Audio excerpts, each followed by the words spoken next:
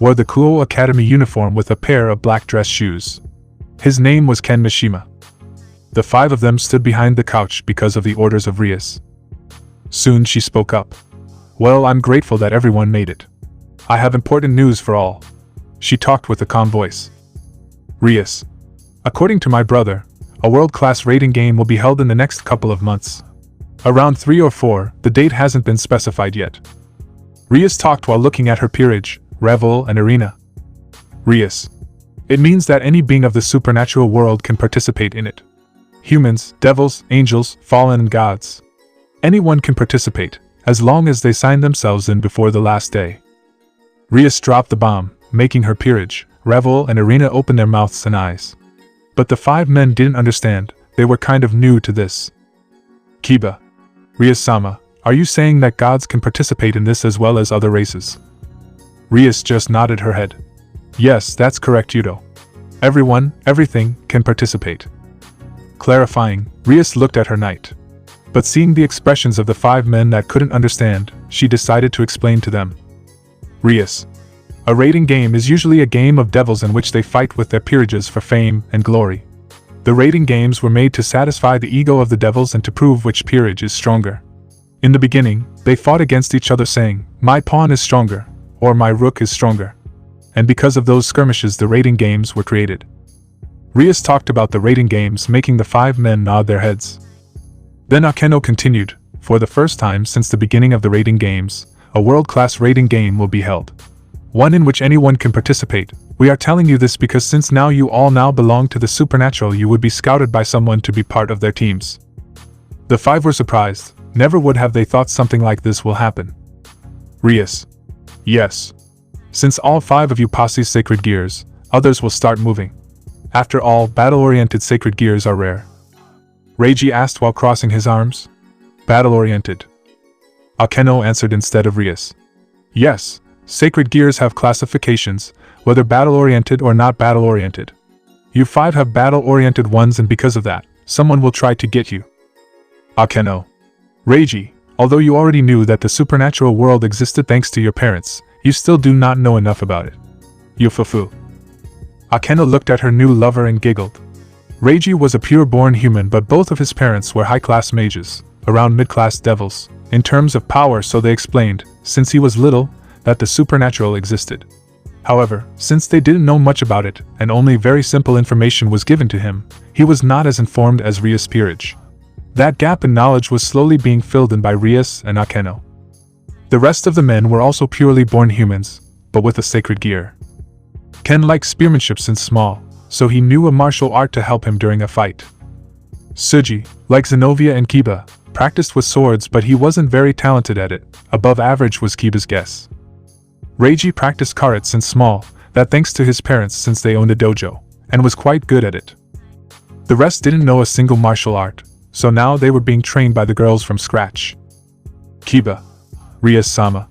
What about Gasper and Issei-kun? Kiba asked her, managing to get the surprised looks of certain girls. It seemed they forgot about Issei and Gasper. But Rias answered with a calm voice. Don't worry. Gasper was the first one I told this information to, but since he wants to be alone, he's still at the hospital. And Issei. Well, I will speak to him today, maybe he is already training. She explained to them with a tone filled with pride at the mention of her pawn. Issei.